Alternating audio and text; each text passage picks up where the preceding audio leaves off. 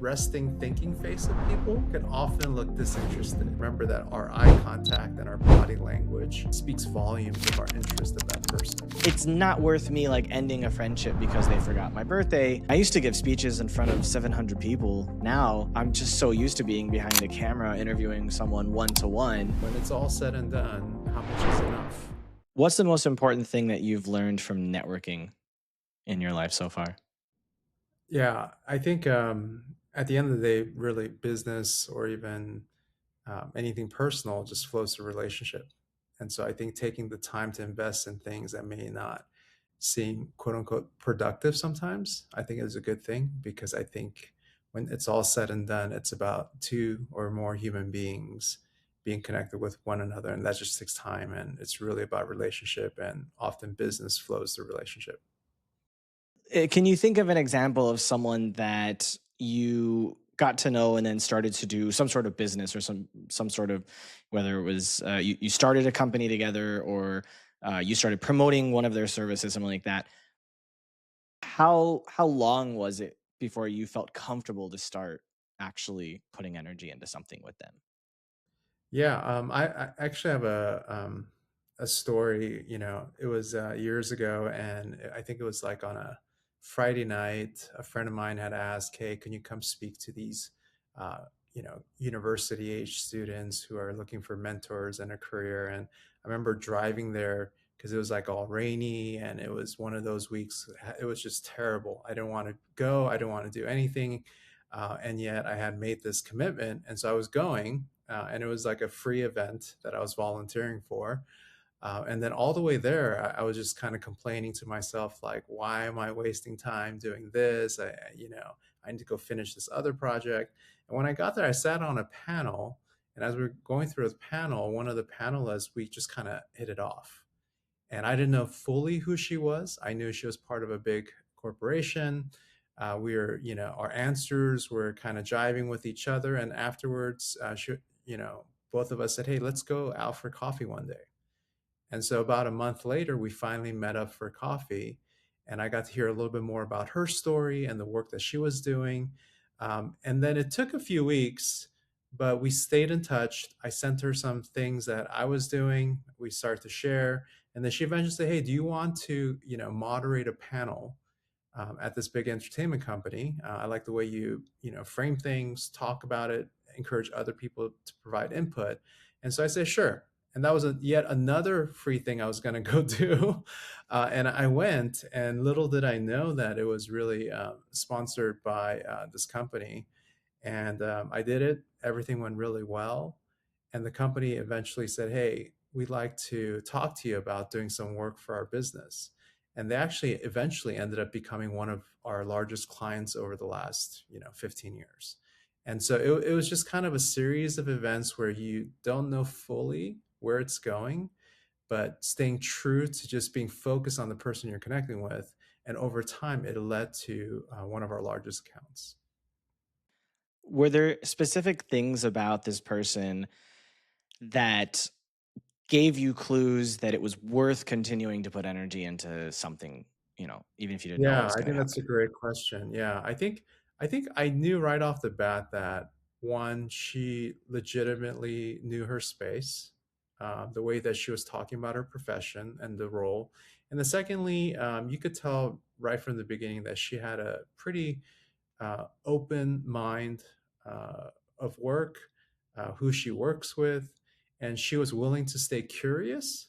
And I think that's a big part of human connection is if you can sense that the other person is actually curious about the things you're working on and vice versa. I think that's always a good relationship. I think it's less than, you've probably been to network meetings where you're talking to someone and they're looking beyond you for the next connection, and this person was actually present in all conversations. And then we built enough trust where I think, I did some things that was just out of goodwill, and she did the same. And we were still very close and built relationship. And now we've, known each other for about 15 years. Quick break. I put together a free guide called Network Before You Need It. It's 6 lessons I learned that helped me create over $100 million in value for my network, generate over $15 million in revenue for my businesses, and fundraise over $8 million dollars for my businesses and my clients. If you want to build relationships that work for you before you need them, go get this guide right now. The link is in the show notes. Okay, let's get back.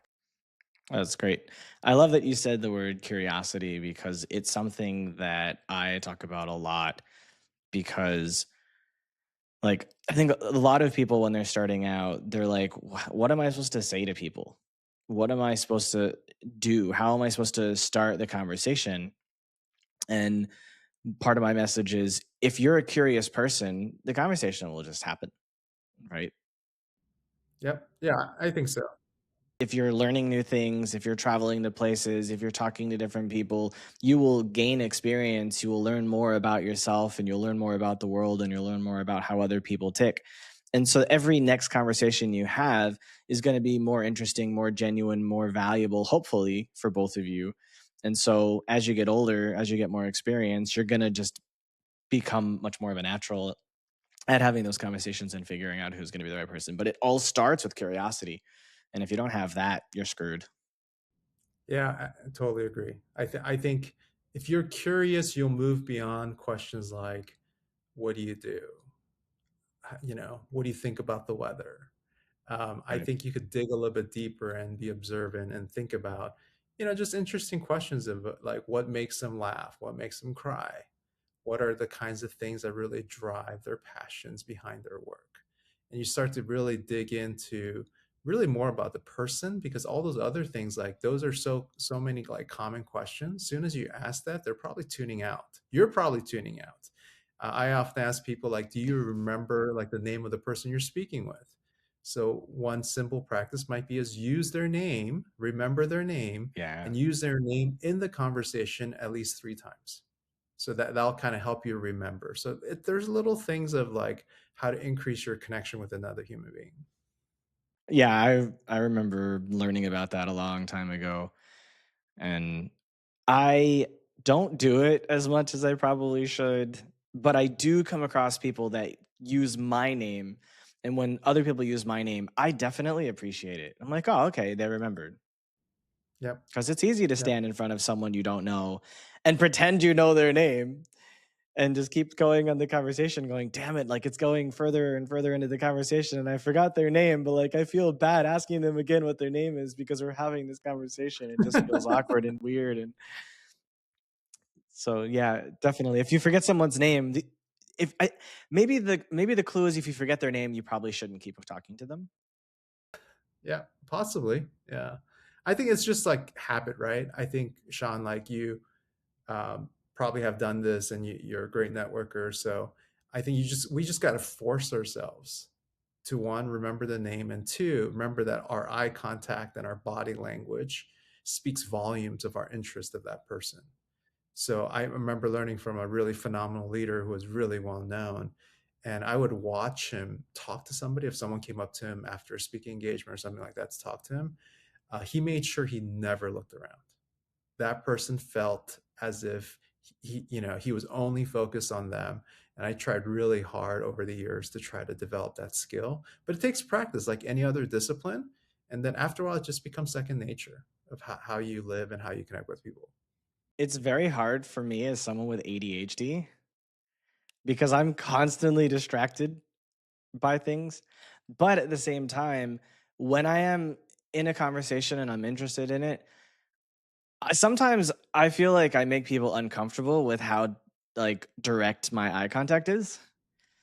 And so I've actually had to try to figure out how I could soften my gaze when I'm talking to people because I see some people they'll look away because maybe they feel uncomfortable with how direct it is. Especially when I was in China, I found that people were not comfortable with it.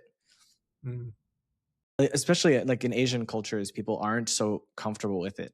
But even in the US, people aren't so comfortable with it. So it's really just a human nature thing. It's like they want eye contact, but they don't want too much eye contact. Yeah. I mean, if you're piercing into their soul, that might be one thing, right? But I'm I think trying they not they need to to. feel yeah, yeah. I'm Yeah. trying not to, but I spent so much time. I was 10 years in China and inside mainland China, like people don't really show their emotions too much. So over 10 years of living there, I kind of stopped really showing my emotions, even though I didn't stop feeling them. And so sometimes I may be looking at you and I may be happy and enjoying the conversation, but I may look like I'm dead.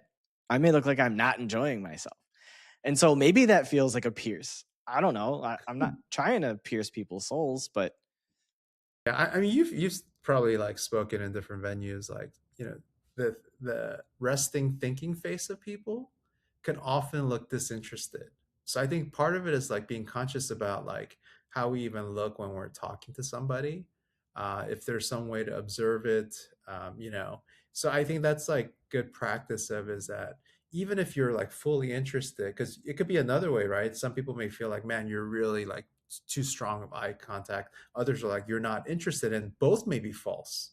It may just be the way you, when you're thinking, your face does a particular expression. So, you know, you could tell when you're speaking and there's a crowd, some people just look so disinterested, and yet sometimes they're the very ones who come up after saying how much they enjoyed it and the reasons why. mm. To be fair, I haven't given a speech on a stage in 10 years. Oh, wow. I used to do it a lot in China. I had many, many opportunities to do that in China. Some in English, some in Chinese. And I loved it. But when I left China, I kind of put that part behind because being in Vietnam, there weren't those opportunities. And now in Portugal, it's just a different culture. They don't really like, I would have to be like on doing a comedy show, like, or an improv, or like, I'd have to be doing something different. There isn't really opportunities like that as far as I know. But I liked it. I mean, I used to give speeches in front of 700 people.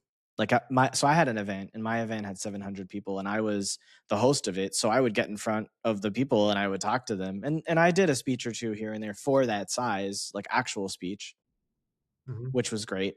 And like that, it didn't phase me when I was younger. Now I'm just so used to being behind a camera interviewing someone one to one that I've forgotten what it feels like to stand up on a stage in front of people. I would definitely do it again. I probably would like I think I'm worth someone paying for, but I also would probably do it for free in the beginning just to kind of get comfortable again with being on a stage.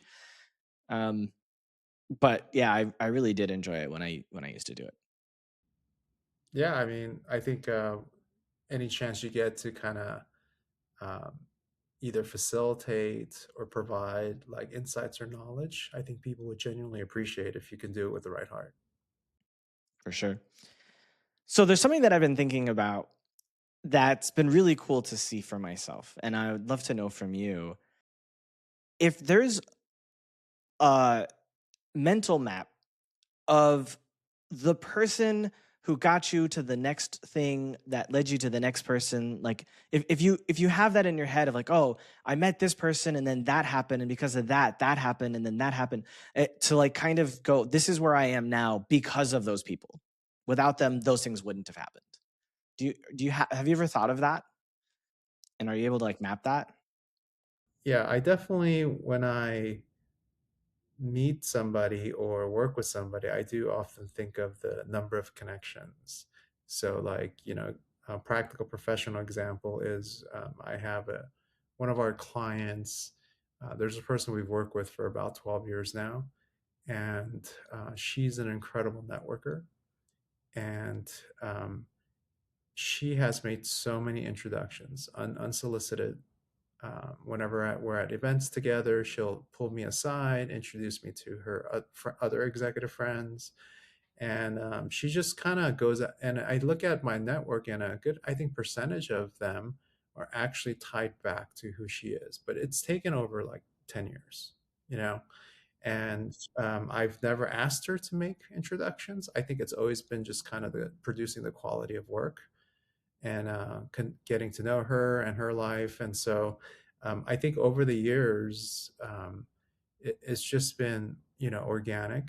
It's not a sales funnel. But I also know that like some of the connections that she's provided, it takes years to build enough trust to then, you know, that leading to business, even if business is not the goal. I think it's just that patience, consistency, checking in on people, And so I do have a way of like when I hear certain things from individuals, I'll note it on my calendar to follow up at a certain time, and not just about projects, but about their personal life. Like, for example, people may remember birthdays, but I tend to also note like if they lost a loved one on a certain date, for Mm. example, that I know a year from now, 2 years from now, they're going to feel it on those days. And it's nice to just drop a note, not to get them as a client, but just to continue to build relationships. So, building little skill sets like that or practices have helped me just kind of note to go a little bit deeper than the usual professional connections. I always add people's birthdays to my calendar. And every year, either I'll call them or I'll send them a message if I can't call. And some of them are like, "How do you keep remembering my birthday year after year, even if we just don't talk all that time all the time?" And one of them, I told him, I'm like, "Well, actually, I just have your birthday on my calendar." I go, "I remember it in my head, but I have it in the calendar too." And that's how I remember your birthday. And so one of the people that asked today, he's like, "All right, I'm gonna put your birthday on my calendar so I don't forget yours." Because I do have some friends that I remember all of those details and they forget everything. And when I was younger, I'd be like, maybe they're not that good of a friend if they don't care about this information. But then as I got older, I'm like, they have other things that are more important to them. So if is a detail that they don't get right, probably with most people, it's not worth me like ending a friendship because they forgot my birthday, because they're going to remember other things about me that are more important in their mind that I may not think is important because everyone's different. So for me, a birthday is important, but other people, birthday doesn't really matter to them. So, like you said, remembering the date at which someone lost someone is probably a really important thing. And they're like, damn, you remember that? Like, wow, I can't believe you did that. Where if you remember their birthday, they maybe don't care. So I think it depends on the individual. And it Yeah, depends yeah, on yeah. the individual that you're caring for by expressing these things and the thing that is important to them, even if it's not what's important to you, if that makes sense. Correct. Yeah. So I want to go back real fast. The woman that you said has introduced you to a lot of people, it's a different woman from the woman that brought you in to do the moderate. Okay.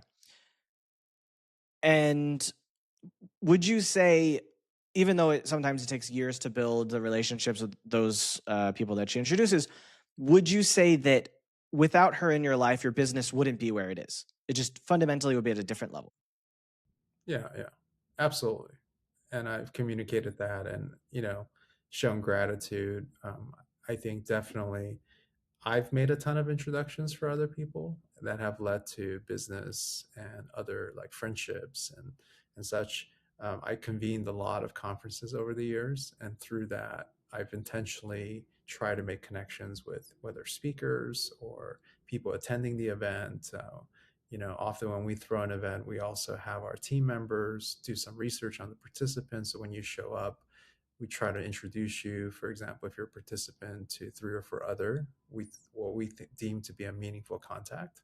So we have kind of intentionally built this network. So I think expressing gratitude, not taking it for granted, honoring their time, their energy, all those kinds of things through whether it's words or sometimes gifts or things of that nature. To just say, hey, I acknowledge that your network, some people say your network is your net worth, right? So your network is valuable, and thank you for the trust that you've provided in introducing me to your friend.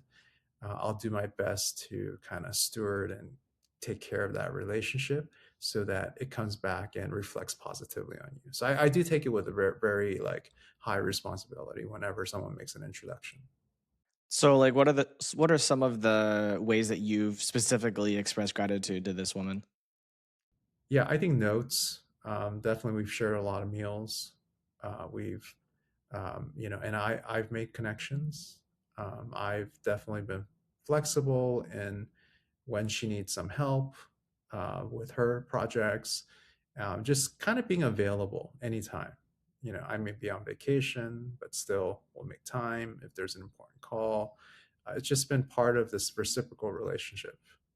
And then, our other clients do something similar as well, is that we want to keep building these type of relationships. Same thing with friends, right? I think Friendship is a two-way street. And so even with my circles of friends, just making sure I'm available no matter how busy I am, and trying to be as accessible as possible.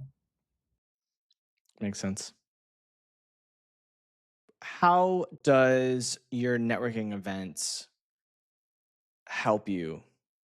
No, no, some of the conference, yeah, some of the conferences we used to do, when I was first kind of launching our business about, I don't know, 16, 17 years ago, I did about 15 conferences in 3 years, which I don't always recommend. Um, but we did a lot of like networking events. Some events were free, some are, just conferences. So they would cost money. But, I think there's, because I got some really good advice early in like developing a network, and how you do it is, you deliver value. And so some of that value, and as you're delivering value, as you're curating meaningful content, you also kind of increase your thought leadership. Just by convening, people will associate whatever topic that is with the convener. So even though I was not an expert, I had a front row seat to bring in experts to talk about a topic, and I gained personal knowledge, but even just indirectly, just being the one who convened around a topic, I became a leader in that space because people would ask, how I thought about it, how I would frame it. I would sometimes moderate some of the, panels and discussions. And so I think for me, networking and curating goes hand in hand, because, networking is, you could throw a networking event, but if you're not curating it well, I feel like it's just not a waste of people's time because people can still connect, but it's not going to create the maximum impact you want at an event. And so I've always viewed like networking as not just like professional connecting, but it's all about relationship building and how intentional myself or our team can be in curating those relationships and the content that draws people together. That's one of the reasons why I don't like going to networking events. I Yeah. used to go a lot in China, and they were a lot of them were pretty good. Just able to meet really great people that brought me a lot of opportunities. Um, when I went to Vietnam, I tried going to networking events, and they weren't of the same caliber. I was in Ho Chi Minh City. Maybe if I was in Hanoi, I don't know. But and then again, when I got to Portugal, I kind of just said, "There's not really a point." Maybe there is. Maybe I should look into it now. It seems like it's a lot more international in terms of a lot of entrepreneurs and investors coming here and moving here these days. So maybe there are more opportunities than I thought. Um, but also, it's about protecting my time. Just like if I had to choose between 2 hours of going somewhere, talking to people, not knowing if anything's going to be of value, and then going home, I'd rather kind of just stay at home and work because I know that when I'm working, I'm doing something. I'm improving workflows. I'm making things work better on my website. I'm thinking of the next video or the next newsletter article or putting out the next post on Help a Reporter to find people to interview. Whatever it is, I'm going to be able to get stuff done. But in those hours that I'm doing that, I may not be able to get anything done. And so I have to weigh those because my time is very limited. Yeah, I think everyone's time is super, obviously limited and important and valuable. And so I would recommend if people are going to a networking event, they have some type of objective behind it. Not so much like I'm going to convert people into a client or things of that nature, but it may be like, maybe learning a new way people, a new industry. Like, so I'll go to events that are outside of my field. And I'll try to go to a conference at least once a year that's like on the peripheral of what I do, for example, because I want to know how people solve problems. I want to know how people think. I want to know, we work across industries. So for me, it's valuable that, hey, how does the medical profession solve problems versus an engineer versus a creative? And for me, like, I'll enter the rooms very curious about how people think about things, and so that may be a reason for me to leave work to go to something. But I think it varies by people. I think, going out every single night to a networking event doesn't make sense either because you still need to get work done. So I think it's a matter of like a little bit of planning, a little bit of like what's a win for you if you go to an event, and people directly jump into like just kind of the transactional win. But I think there's so much more to that. Maybe you want to learn how a facilitator curates a meeting. Because like often like innovation in our research around innovation through our business is that look, ideas, some of the most innovative ideas are result of two or more seemingly unrelated concepts intersecting, and you can kind of create the environment in which those things could happen as often meeting with people outside of your field. And so I think that's where I would say go if you have some purpose behind going. If not, absolutely work on what you need to work on. So it kind of depends. I think what kills networking events for me is that I get to interview people all the time that are doing wildly different things than me, that are living in wildly different places than me. And so all of that curiosity is like spent on learning from people like you, because I know who I want to talk to. I know why I want to talk to them. And so I get to put my curiosity towards that. I think you're an anomaly though, Sean, right? I think you have a unique line of sight into people's lives that most people don't. So I think for you, yeah, that totally makes sense because this is kind of your networking too. Yeah, yeah. So I think for you, yeah, absolutely. But I would think if someone's listening and they're not in your shoes, But not most people they won't be. just need some purpose behind why they're going to an event like that. Right. And so when I used to be really heavy on networking, I would go up to 4 nights a week to different events in Shenzhen. I mean, there's a city of 20 million, almost 20 million people. You know, the government said it was like 13, but you know, we all know the government doesn't tell us the full story. And so like we would go to these events, and here in Lisbon, there's like 500,000 people, 800,000, like, you know, maybe a million max in the larger area. So like there's vastly less people, so there's less opportunities, there's less events. But when I was in China, when I was running my own event, I was trying to promote the event. And so I was going out and meeting people and learning about them and telling them about what I did. And that was a way that I was able to get free promotion, you know, because if there's 50 people and I could talk to like 20 of them in a 2 hour period, that's potentially 20 people that might show up to my next event. Right. And because it was a free to attend event, we got 700 people to come every month because it didn't cost them to come. All it takes is their time. And based on the way we were doing things, it was so good that people were like, yeah, I'll give you a few hours of my time.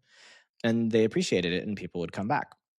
But through those conversations, for example, I I went to this bar one night with you know, with my partner, and it was a location that we went to many times. It was a famous area in the city, and there was a woman from Hong Kong, because Hong Kong's on the other side of the river. She's from Hong Kong, lived in Shenzhen, and she was working with really wealthy clients, and she loved what we were doing. And so she decided to come, and we ended up becoming really good friends, or me, my partner, and her. And we stayed friends with her for years. I haven't talked to her, not obviously, but unfortunately, for many years. But we used to go to her apartment in Shenzhen all the time, and she would feed us meals. And she was kind of like an aunt to us, because she was, call it, 15 years, 20 years older than us.